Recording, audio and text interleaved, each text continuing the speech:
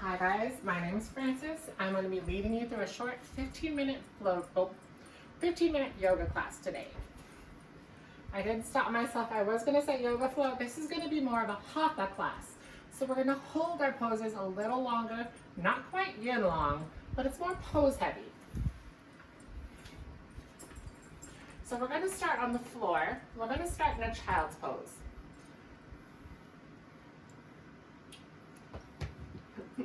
So big toes together, knees wide. And slowly walk your hands forward, hips toward your heels, laying your forehead on the mat. Now this is just one child's pose. If you'd like, you can always have your hands between your legs. Give your shoulders a little break.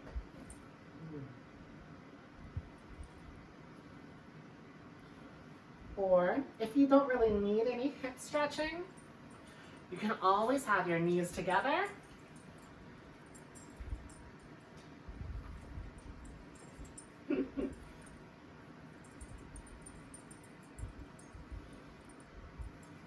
So stay in your child's pose as long as you'd like. Child's pose is always the go-to in yoga when you need some rest. And I know a lot of other modalities love child's pose as well. You're going to slowly come to a tabletop position. So hands are underneath your shoulders, knees underneath your hips. Now from here, we're going to take a cat-cow breath. Nice for the spine. Inhale, drop the belly, look up to where the wall meets the ceiling. Exhale, press into the mat, dome your shoulders, arching your back. Breathe in. Cow pose. Breathe in, breathe out, cat pose.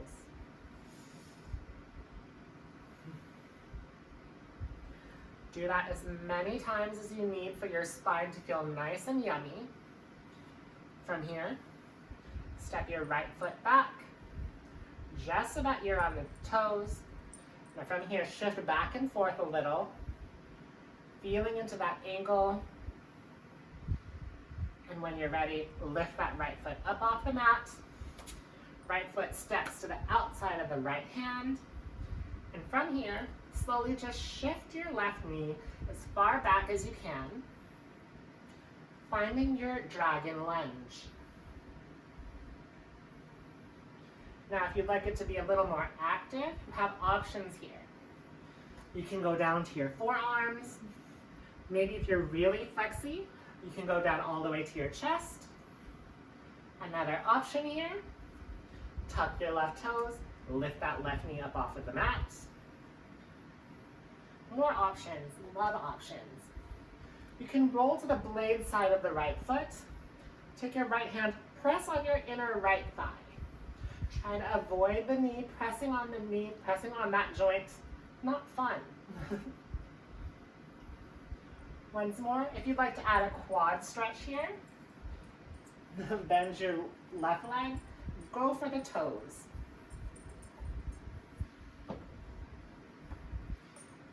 Slowly replace that left foot. From here, you're going to slowly bring your right foot toward the left side of your mat. Right knee down to the mat, right behind your right wrist. We're finding half pigeon. So you'll notice I didn't go down right away. You want to bring your hands closer to your hips first. Find some length in your spine. Now you can hold it here. You're getting that nice hip stretch here. If you'd like to hold it a little longer, you can always go down.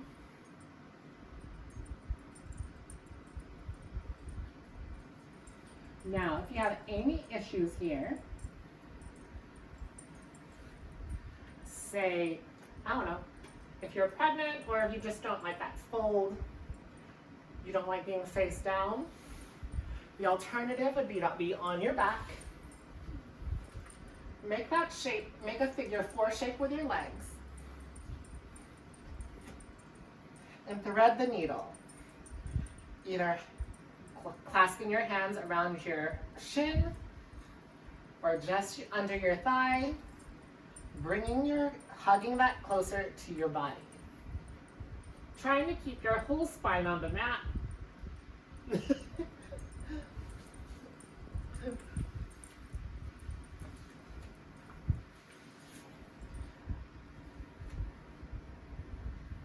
Once you're done there, slowly tuck your left toes, and lift your hips back and up, and use some strength in your core and a little momentum to step your right foot back into your downward facing dog.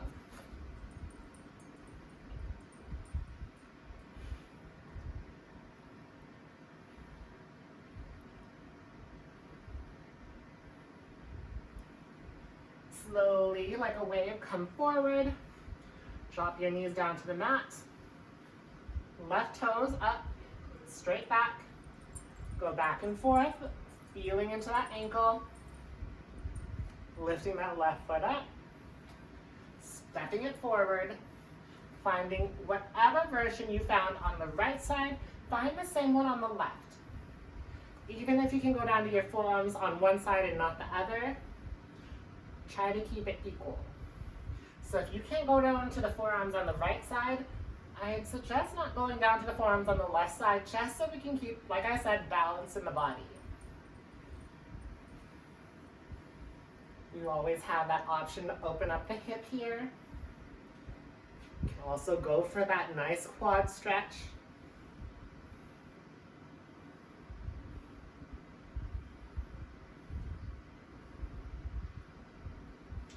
Slowly release that. Once you've matched the right side, of course. And slowly bring that left foot over to the right side of your mat. Left knee behind the left wrist. Find your half pigeon. Or you can find your sleeping swan when you go down. Or you can roll over onto your back and find your thread the needle pose.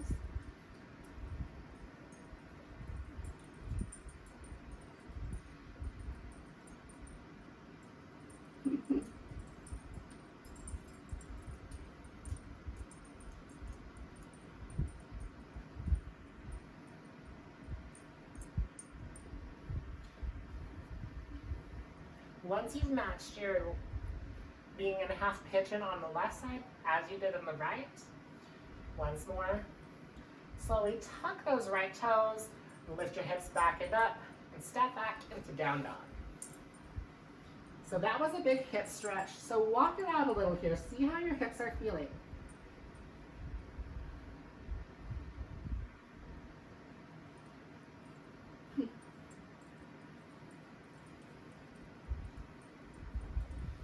Now, like a wave, slowly come forward. High plank. Like a wave back, down dog. High plank. Down dog. Now from here, inhale, right foot's gonna raise toward the ceiling. Exhale, right foot steps between the hands. We're going to be finding our low lunge here, keeping that left knee down onto the mat. Now, if you don't have nice knees like I don't, you can always fold your mat over to create a little extra cushion for that left knee. From here, hands are going to come up to your right thigh and try to sit your hips as low as you can here.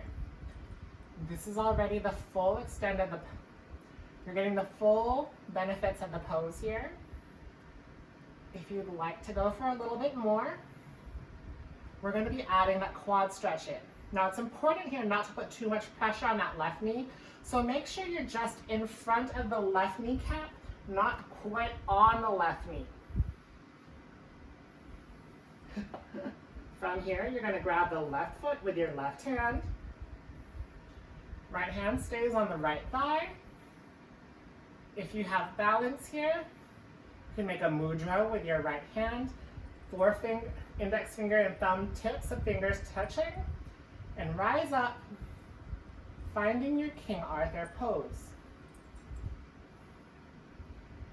Once more, still lowering those hips, really working into that quad here. Slowly bring that right hand to your right thigh. Slowly release that left foot down. And slowly, hands frame your right foot. You're gonna walk your hands back until your hips are right on top of the left knee, and you're gonna slide that right foot forward till it's straight. And then you're gonna fold forward, finding your half splits, Ardha Hanumanasana. If you'd like, you can always try scooting your right foot as far forward as you can, trying to find your full splits. Keep in mind, I know a lot of really flexible people love to go straight out into their splits. Try your best to keep the top of the left foot down and try to keep your hips square with the front of your mat. Try not to open up your hips to the side. Really try to keep them right forward and squared. And slowly walk your hands back to frame your right foot. Right foot plants down onto the mat. Tuck your left toes, lift up a little, step the right foot back, downward facing dog. Walk it out here. Inhale, left foot lifts. Exhale, left foot steps between the hands. Once more, if you needed that little boost for your knee, you got it. Hands to the left thigh. Once more, stay here if that's all you'd like, lowering that hip as low as you can. Slowly going to grab the right foot with your right hand. Making that mudra with your left. Rising up, King Arthur pose.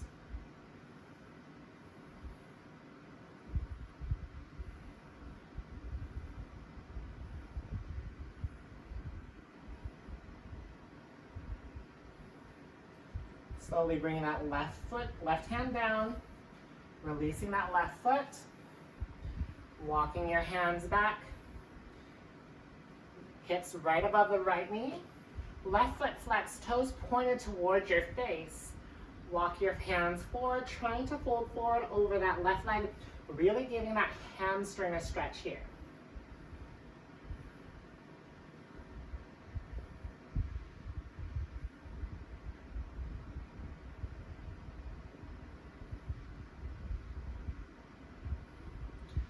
Slowly plant that left foot down, hands frame that left foot, right knee up, step that left foot back, downward facing dog. Like a wave back into your high plank, lower your knees down onto the mat. Now sit your hips right onto your heels, finding yourself in a hero's pose, palms face up. This is a restorative pose in yoga. It's nice. Hold this for as long as you need. Now we're going to change it up. Plant your hands. Now you're going to tuck your toes, trying to get all 10 toes and heels touching. Help your left and right heel touching. And slowly walk your hands back. Sit up. Stretching that bottom of the foot here. A really good stretch in a pose for anyone with like plantar fasciitis. Really just don't exercise our toes enough. So hold this for 5 to 10 breaths. Then slowly come forward. Pitter patter your toes out. And then wash, repeat. Do that a few times, taking either just pitter patter or maybe taking a child's pose, composing yourself to breathe in. And that's this class. This class is meant to be more of a stretch after any leg intensive workouts. Important, if you go slow for isometric stretches, do it after a class. If it's more of a dynamic stretch, do it before. Slow, isometric after. Anyways, have a good day, you guys.